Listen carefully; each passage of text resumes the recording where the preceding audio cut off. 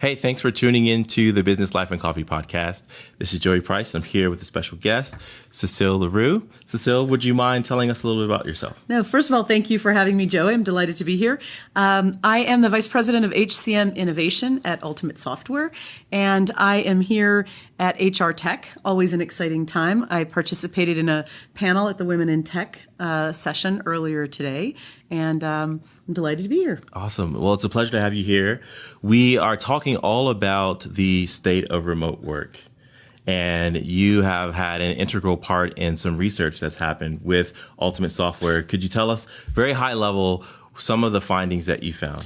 So remote work is one of these topics that a lot of organizations are exploring in some way. There's this whole idea, remote work is going to treat certain people, or it'll be unfair because some people have certain advantages that others won't have. And so we really wanted to dig in and better understand what's actually going on with remote work and ask remote workers and ask leaders of remote workers what they felt to truly get people's impressions. So one of the things that was probably most remarkable is that we found is through the research is that remote workers are actually thriving. Yeah. They are not necessarily feeling disconnected or left out of conversations, which I personally, I remember, this is probably 10 years ago, being the disembodied voice on the other end of a phone. And I think that that's shifted over the past few years. And we're now finding more than a revival, I think, but a real appreciation for the flexibility that comes from remote work. I think there's a benefit of the flexibility that comes from remote work because not only the way that we're working is changing, but even the way that we're living. Yes. And so having the opportunity for work to fit your life as opposed to having it to be the other way around is a huge benefit for the remote workforce. Yeah. And I think there's also a recognition to a certain extent that FaceTime can actually be had now with newer technologies, right? So it's not all about having to be there. Certainly there are some instances, and I think that will never, ever be replaced, where people have need to be face to face. There are certain conversations that are enriched. There's certain kinds of planning activities, but those can happen, and those don't normally happen every day. Yeah. So we can balance some of that, I think. Technology has definitely allowed us to be more creative in the way that we approach work, and not just work for work's sake, but the collaborative process. You mentioned the study that you're doing and the methodology behind it. I believe there are 1,000 people interviewed, 500 remote workers and 500 non-remote workers. Right. So this is no small feat. This is a large study and a large sample size, and really just both sides are represented equally. Yeah. And that was important to us to make sure that we were listening to not just the voice of the remote workers, but also having a good cross-section of all kinds of workers. I think one of the things you asked, what was some of the findings that we had. So what was really interesting is that we were actually quite surprised to find that remote workers were actually 40% more likely to be promoted than their remote counterparts, which if you think about it, it's like, well, how is that possible? It does sort of beg the question, are they being more productive such that their results are earning them? You know, because if you're not in front of somebody every day, it has to be the work that's speaking for itself overall. So I think that's an important aspect. Yeah, and I think that goes to fight the stigma that the remote worker is the person who's in pajamas and clicking the mouse to stay active every so often. It's their work product that's speaking and they're for just themselves. Throwing a load of laundry in, and doing all this stuff. Although, if you think about it, I don't really see what's wrong with being able to throw a load of laundry in the middle of working and getting up and moving. And I agree. I think that my wife would agree too. It's true though. If you think about it, it allows you to be that much more productive. But I think at its root, what remote work, and again, we'll get into some of the more unique findings, but allowing someone or supporting or even encouraging remote work is one of the best ways that an organization can demonstrate that it trusts its employees. And if you think about that, today we're in a place where employees need to trust their employers and they need to feel trusted. Nobody trusts the media, podcasts aside, but nobody trusts the government and those sorts of things. And so what's happening is, this was actually came out with the Edelman Trust Barometer, sort of reported this, 75% of people say that their most trusted entity now is their workplace. So in order to have, and trust is a two-way street. You can't just expect that workers are going to trust you. You also have to demonstrate that trust in them. And if you think about it, there's nothing that provides or shows someone that you trust them, enough that I trust that you're going to get the work done.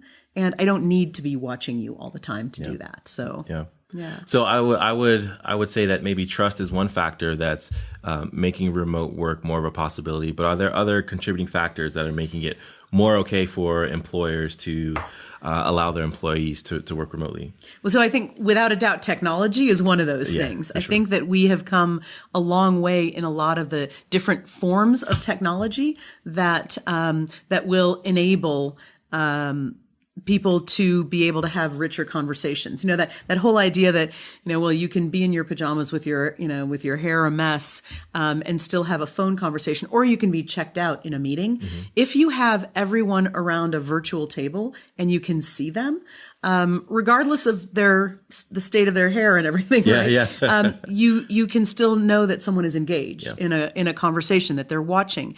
And when you have a globally dispersed workforce, that's an obvious way. I mean, you can't always travel 8 to 10 hours to get somewhere. And so technology for sure has enabled that. But there are also other kinds of technology, not just video technology, but some of the online chat conversation, collaboration tools that allow people to have conversations in the flow of the work that they're doing is critical. So, people talk about Slack, Teams, all of these kinds of technologies really help support a remote workforce. People are on, and if they're not on, they need to let somebody know why they're not on. And then I think you can have really, really fruitful and productive working days when you're remote. And I mentioned, or I posed the conversation as allowing employees to work, but really you mentioned that it's a business necessity at this point when you may have an employee living in Chicago and their supervisor is in London. And so it's a business necessity in some ways. It's also a recruiting necessity, to be honest. If you're looking for the best talent, and the best talent happens to be in Phoenix and you have no office in Phoenix, would you rather pass up the best person for the job? We talk about how skills today are becoming obsolete in a matter of a year or two. And so if you want to get the best people at the right time, for the work that needs to be done, you can't really afford to say, oh, and we need you to move here and relocate, because most, there's so many organizations that have, or families and individuals who have more than one person in the family that they have to be thinking about. You can't uproot everyone just for one job or one opportunity. And so I think in order to find the best talent, you have to be open to remote work. And then I think the other thing, our workforce today, some of the newer entrants into the workforce are much more used to flexibility and fluidity. And their definition of what a meeting isn't necessarily a face-to-face meeting. A conversation is something that can happen over chat. It can happen. And we have to think a little bit differently about what it means to be at work. What it means to be at work may be just, I have an affiliation with this organization and I'm producing work. The gig economy has impacted how people feel about, fluidity. And it's no longer about FaceTime. It's no longer about, wanting, to be able to know exactly where everyone is at every time. I mean, if we really want to get into it, we can get into trackers and all of those sorts of things, but I don't think that's necessary. But I think that people's attitudes about work have changed, and that also impacts what we're thinking about. Okay, so there's this positive trend that we're seeing with remote work. Do you see it dying down anytime soon? What are the indicators that you're seeing? So no, on the contrary, I think that it is going to continue to increase for all the reasons that we just talked about. So I think the other thing to consider is that office space in certain prime locations is really, really expensive. And so even just from a financial benefit standpoint, it can be really important to have the flexibility to have people work wherever it is that they need to work. One thing, though, that we have seen come up around more remote and dispersed workforces, though, is it forces HR leaders and organizations to get creative. And I think these are the things that are going to propel more and more remote work, is actually having gatherings in certain areas, bringing people who are remote workers together for a day to just go sit in a flexible workspace and get to be, have that sort of office experience. We're going to share lunch, we're going to hang out, we'll go to happy hour afterwards, but we're all just sitting and doing our work together for a day every quarter or 2 or 3 times a year. And that gives people that camaraderie without having to create a permanent workspace or workplace. It's like a pop-up office, so pop-up stores are everywhere. That's a huge economic factor. The commercial real estate lease, I think gone are the days, or winding down are the days where a company does the 5-year, 10-year lease, because business is so nimble these days. You don't even know where you're going to be in 5 years. You don't even know where you're going to need to be in 5 years. And where's the best talent? Where's the best talent? And certain industries are bubbling up in certain pockets of the country, certain pockets of the world. And so it just makes sense to position yourself for long-term thinking of, I need to be where the people are. And that may not be an office. That might be just making ourselves available as an employer in that market. I think that, one of the things that sort of is going to be one area of pushback for remote work, for sort of the expansion, although I do think it's an inevitability. But for managers, it can require more work in some senses. How so?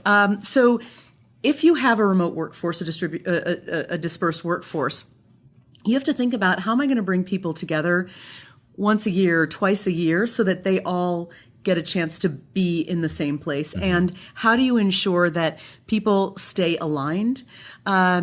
And there's nothing that's going to replace a person's voice, a video conversation, but it makes those sort of one-on-one conversations with a remote worker even more critical. You can't just say, sorry, I got busy. And the day-to-day craziness of any manager's life cannot remove that necessity to actually connect with people. And so for some managers, there's still this idea. There are two things that are going on. Some managers are going to be like, well, I'm a little bit nervous about letting people go. Although because of one of the interesting things from the finding is that managers actually, 75% of the employees that are remote had even more contact with their managers, because the managers, these are the good managers, are recognizing, I need to not forget Joey, he's in, wherever it is. And I want to make sure that I'm not forgetting that person. So as long as managers do prioritize that, then I think it's going to continue to take off. And I think there's a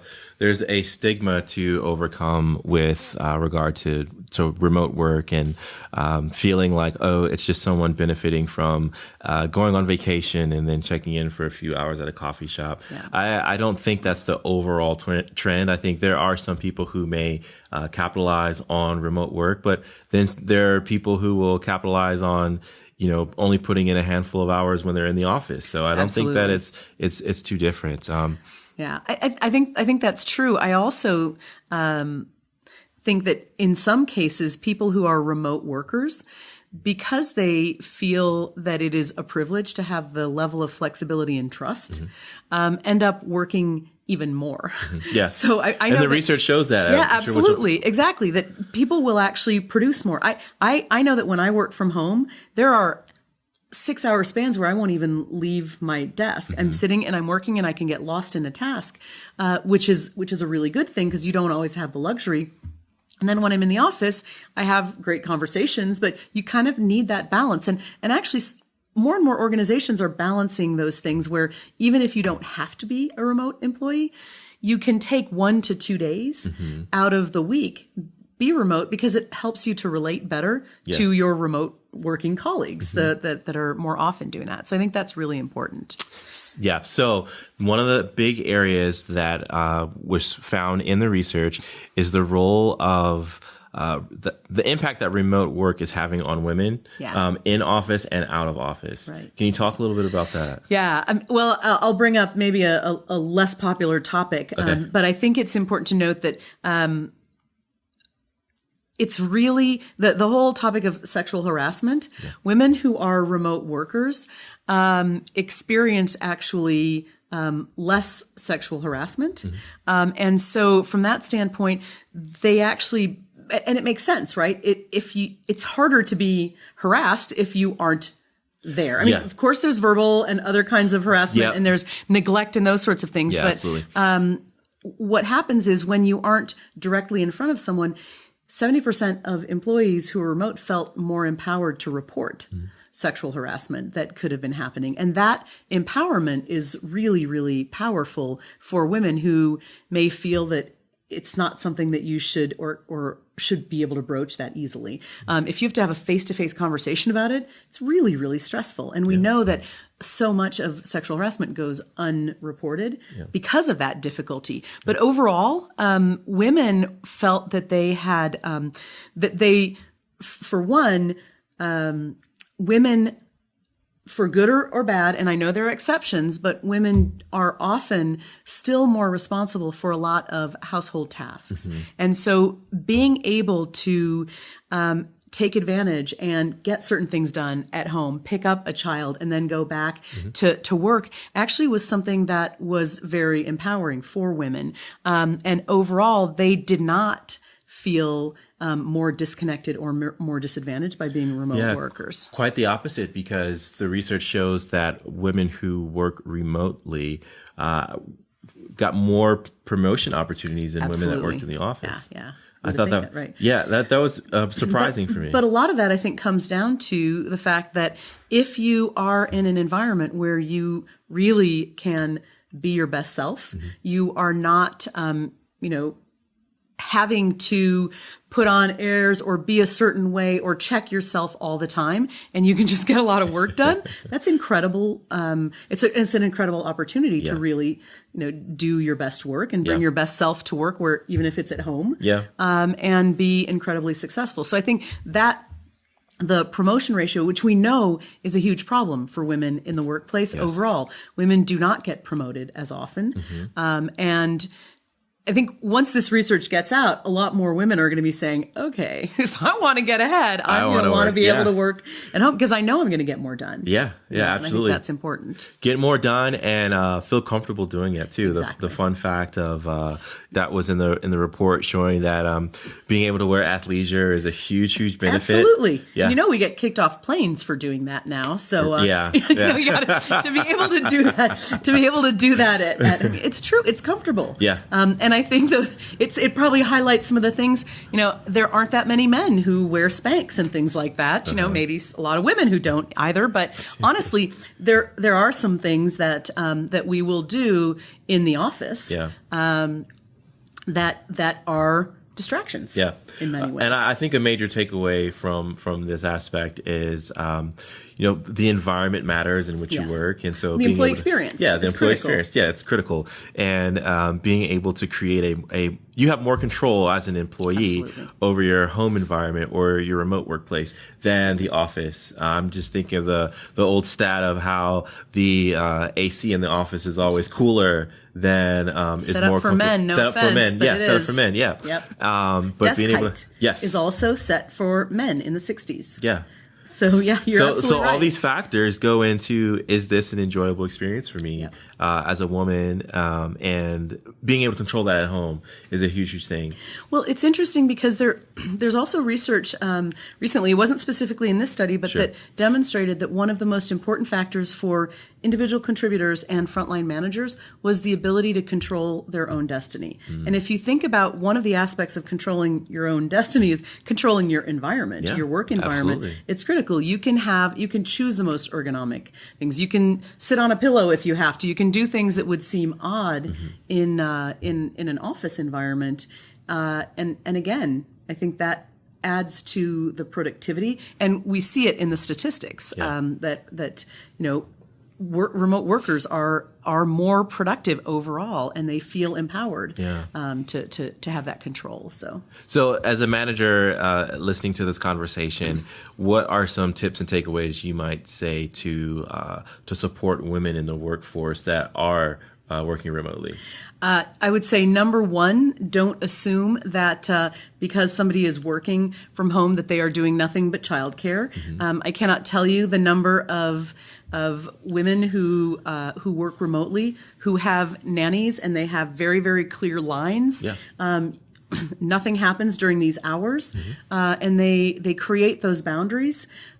So don't assume that women are going to be distracted because of the fact that they're working from home any more than anyone else would be distracted, honestly. And recognize, this is sort of one of those things, recognize that the productivity benefits that, again, the study has clearly demonstrated, the productivity benefits outweigh the lack of face time. Don't assume that face time and watching somebody do something means that they're being productive. And I think that's something that we still struggle with as leaders. And so we got to be open to it. And if something happens, by the way, and it's not working out the way that you had hoped it would as a leader or a manager, that's a management issue that you need to address. It's generally not a remote work issue. Specifically, it could be that it's not the right fit for a person. There are some people that need more constant contact, feedback, all of those sorts of things, and you just have to know your people and know the work that they're doing. And it puts the onus a little bit on leaders to do that, and then also have an open conversation so that when employees say, it would really help me to come into the office, respect that also, and recognize that balance that can be struck. So, Cecile, this is a great conversation. I think it lends itself to the future of work. And anytime you have a conversation about where work is heading, you have to talk about generations. And right now, with there being 5 generations in the workforce, remote work is playing out differently for each of the generations. What highlights would you share from the report with regard to the generations at work? So certainly there's this belief that certain generations, the boomer generation, it's all about being present, all of these sorts of things. But there are some interesting shifts that are going to start happening because as retirees want to come back into the workforce, they're going to be put in a position where I want to be able to have this interesting balance where I'll come into the office for a couple months and then I don't want to work at all for 4 months. And so that's going to have to become more flexible, without a doubt. Again, the Gen Zers and late millennials, it's interesting, actually. There's some Gen Zers that are like, I just want my own office because I want to create my own space because they're used to being able to control that work environment. But in general, from a working perspective, flexibility is what is going to get is what's going to attract the younger generations. I think there's a huge retention. It's a big factor. It's like, so how do you feel about this? Because it does sort of smack of paranoia if I need you to be here, X, Y, and Z at this time, et cetera. And the reality is, even the nature and the definition of jobs, the nature of a workplace, the nature of organizations is becoming a lot more fluid. People are going to do gig work for a while, come back, and then re-engage in that. So I think that makes a huge difference. So there are generational differences, but the older generations are sort of looking at and saying, well, that's, I had to do this. So there's a little bit of pushback, but there's also this idea that, I want that too. So why can't I also, do what the younger generations are asking for from that standpoint? So, and I think it's interesting in the research. If I remember correctly, there's a greater percentage of millennial and Gen Z managers than Gen Y and baby boomer. That's true. Do you think that that's kind of lighting a fire to the remote worker expansion, or what are your thoughts on that topic in general? Yeah, but no, I think without a doubt, if you as more and more leaders or millennials eventually Gen Zers become leaders, their expectation is that a workplace, WeWork did not come out of the Gen Xers, and that's what I am, and baby boomers, right? That would have been unheard of. Now the Palm Pilot. Exactly. We won't go down a rabbit trail of workplace innovations, but No, but I think that's a really, really important aspect, is that as there are more and more leaders, they are going to, it's what they want also. They want the flexibility themselves as leaders, and you can't ask that if you're not willing to give it to your employees. Yeah. That's inauthentic, right? To be able to do that. So I think it's gonna continue to shift. It'll continue to shift and expand. And in part, there are great financial reasons. There are great innovation reasons. Things like innovation take time, and you need time away from sort of some of the everyday buzz, and thinking time is something that's very hard to do in an office environment. More and more people are creating spaces for that, but I think there's so many benefits to remote work that sort of nervousness of not seeing people get things done. Maybe you aren't creating the right expectations, and you're not actually being explicit about what you need from someone, if you're worried about whether or not they're going to be able to do that in a remote setting. And clearly there's some environments, factory environments, manufacturing, those sorts of things that are much more difficult. But even there, if there is some work that can be done, there's no reason you can't even provide a short period of time where that can be done. Agreed. Even if it's just a portion of the work week or work month, being able to have that time might even inspire the person to be more productive during their time in office, because they won't necessarily take that for granted. Let's drill down a little bit, Cecile, on the role that technology is playing. What are some things that you're seeing? What are some trends that you're seeing as far as technology bridging the gap between the in-office employee and the remote worker? So there, I touched on very briefly some of the collaboration tools, things like Slack, Teams, et cetera, that are important. At a minimum, again, depending on who the individual is, I think without a doubt video, but I think that there are some additional areas and opportunities to really be able to listen to the voice of your employees, understand their requests wherever that is happening, and provide the same level of service to your employees who are remote as to those that are in an office. Because it's true that you can't just stop by someone's door and ask a question. So having things such as HR service delivery, where you can request anything anywhere, that goes into, with a service level agreement, into a queue, that can provide feedback to a remote employee that their requests are just as important as anyone else's requests. So there's the collaboration aspect, then there's the service that HR can offer to employees, and then also just things such as beyond sentiment analysis, but actually asking for people's feedback, and ensuring that you aren't leaving something out when it comes to your remote workforce, and being explicit about the fact that you're listening to that. So those are some of the technologies. I think that things that can be automated will be automated. So robotic process automation, wherever that's possible, will be able to help remote workers in the same way, because that's technology based. So it's not going to require somebody to be there.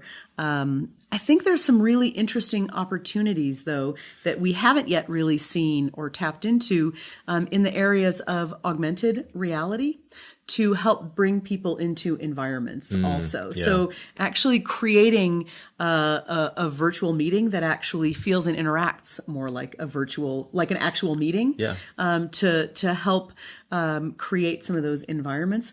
I think the other huge benefit of remote work is it's going to allow us to tap into, and this becomes important from a technology standpoint, it's going to allow us to tap into the disabled population that is underemployed and underrepresented in the workforce overall. That's a really great point. And that, to me, is, if we often think about accessible workplaces, but we don't think about how accessible is the commute? And if it's going to take someone who has a physical disability or even a cognitive disability, 2 hours to get to work, is that realistic? Are you treating people fairly or equitably when it comes to that. I had never thought about that. We always think about once they cross the threshold in your building, but what did it take for them to get there? Yeah. And I think that's one of those things that if you can offer that level of flexibility, you're actually opening yourself up to a whole new potential market from a consumer standpoint, but also a whole new workforce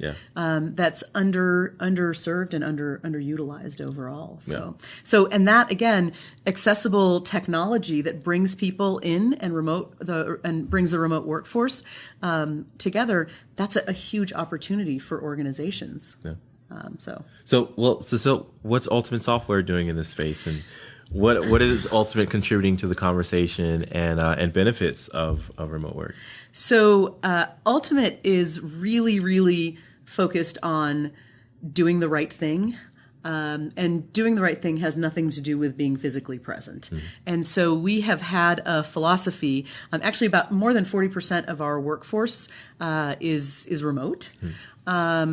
So you're actually living this out. We are as absolutely an living employer, it. Yeah. And as we've gone through a global expansion, so we have brought people in we have employees in Singapore, we have employees all over Europe, and so it's forcing us also to think a little bit more broadly about that visual connection. If you're working with people who are in France, for example, you got to see their eyes, or you got to be able to see them and get to get into that conversation. And so we do support that, and again we find that our remote workers are no less productive. On the contrary, and we have a lot of blended teams. So you have teams where half of the team is remote, half of the team is physically in one location, and it's that diversity that actually enriches the kinds of conversations, and it forces us all to think about, oh wait, we're first going to start with the people who are on the phone, who are on the video, before we let the people who are in physically in the same place do that. So we do a lot from that standpoint. We also, I mentioned Slack. One of the things we've done from a technology standpoint is we've actually created an UltiPro Slack app, which allows people to be in the flow of work and get information, request time off, do all this sort of thing directly. So there's a lot. And then, of course, we're always listening to the voice of the employees through our sentiment analysis capabilities that are AI driven. So there's a lot because we believe in it. And again, when you put people first, that has nothing to do with only putting people first in the office. Another small thing is, but when there's a gathering or there's a celebration in the office, there's often something that's sent out to our remote workers. Hey, go have lunch, or go take somebody else, or, take your family out to dinner because we had this, we had a gathering at work. So letting people know that regardless of where they are, they're still getting the same kinds of benefits. And I think that makes people feel more included and part of the family. Yeah, I would agree. And this conversation is for the enterprise as well as the small business as well, the startup, because remote work, it runs the gamut. No matter the number of employees you have on your team, there's a strong chance that you're going to need someone that lives somewhere else. No doubt about it. Yeah. Well, Cecile, it's been a pleasure to have you on the show. Are there any parting thoughts that you want to share? Anything you're excited about Ultimate doing in the next couple months? Oh, there's so much that I'm excited about. I think one of the things that I'm most excited about, in particular on this topic, is the added level of inclusivity and accessibility it brings to the workforce. And when I think about that, I don't mean accessibility in the traditional way, but even making work and opportunities accessible to more people. So that is something that we are very, very focused on, will continue to be focused on. And all I can say is to anyone who's out there, give it a try if you're skeptical, and let the numbers speak for themselves. Again, if anybody's interested in the report, we'll make that available. But on some of the incredible results that remote workers are doing really well and are very, very productive. They don't feel isolated, and they have as many opportunities as individuals who are in an office setting to be promoted, et cetera. So I think there are tons of benefits. Awesome. Well, how can people get in contact with you and follow your work and follow what Ultimate's doing? You can follow us at ultimatesoftware.com. You can follow me on Twitter also. I tweet about these things quite a bit at Cecile HCM. But contact us on LinkedIn, Facebook, all the usual suspects. You will find us, and we're happy again to share some of the statistics more specifically and open up a conversation. Awesome. Thank you. Thank you.